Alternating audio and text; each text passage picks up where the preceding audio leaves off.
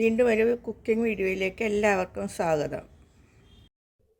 Hello കൂട്ടുകാരെ, ഇന്നത്തെ special Lakshadweep സ്പെഷ്യലാണ് ഏലാഞ്ചിയും പാലും.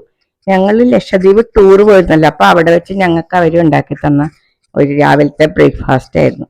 അപ്പോൾ ഇതുണ്ടാക്കാനായിട്ട് പച്ചരി വെള്ളത്തിൽ ഇട്ട് കുതിർത്ത് അരച്ചു എടുക്കാം. ഞാനിതിപ്പോൾ ഉണക്കപ്പൊടിയാണ് എടുത്തിരിക്കുന്നത്. അപ്പോൾ ഉണക്കപ്പൊടി 1 കപ്പ് മിക്സിയിലേക്ക് ഇടുക. 1 കപ്പ് പൊടിക്ക് 1 മുട്ട, 1 കോഴിമുട്ട എന്ന കണക്കാണ്.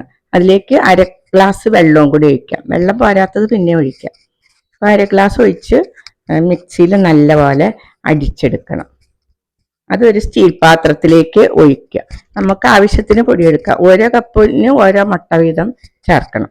ഞാനിപ്പോൾ 2 കപ്പ് അരിപ്പൊടിയും 2 കോഴിമുട്ടയും ചേർത്ത് ആവശ്യത്തിന് പാകത്തിന് ഉപ്പും ചേർത്ത് നല്ലപോലെ ഇളക്കി നല്ല വെള്ളം പോലെ ദോശമാവിനേക്കാൾ കുറച്ചുകൂടെ എടുക്കണം.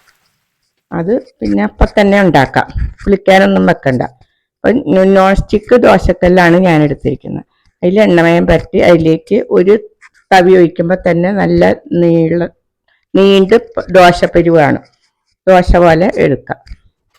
അത് വേവാനായിട്ട് ഒരു 2-3 മിനിറ്റ് മൂടി വെച്ചാൽ മതി. അത് വെന്ത് കഴിയുമ്പോൾ നോൺ സ്റ്റിക്ക് തവി ഉപയോഗിച്ച് ചട്ടുക ഉപയോഗിച്ച് നോക്കാം. അടിയിൽ പിടിക്കാതാക്കുന്നതാണ് അതിൻ്റെ പരുവം.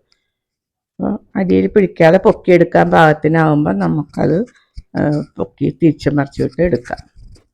തിരിച്ച് ഇടണമെന്നില്ല, അല്ലാതെ തന്നെ കനം കുറവായതുകൊണ്ട് അങ്ങനെ തന്നെ എടുക്കാൻ പറ്റും. 1 മടക്ക് മടക്കി 2 മടക്ക് മടക്കി അങ്ങനെ 4 മടക്കായിട്ടുള്ള ഇത് കിട്ടും. അങ്ങനെ വീണ്ടും ചുടണമെങ്കിൽ ലേശം എണ്ണമയം പറ്റിയിട്ട് പിന്നെ അതുപോലെ ഓരോ തവി ഒഴിച്ച് ചുറ്റിച്ച് മൂടി വെക്കണം. മൂടി വെച്ച് എടുക്കാൻ പാകമാകുമ്പോൾ മടക്കിയെടുത്ത് ചൂടോടെ തന്നെ കഴിക്കാം, ചൂടാറിയിട്ടും കഴിക്കാം. 2 കപ്പിന് നമുക്കൊരു 8-10 എണ്ണം ഉണ്ടാക്കിയെടുക്കാൻ പറ്റും. 3 പേർക്ക് കഴിക്കാനുള്ളതുണ്ടാവും.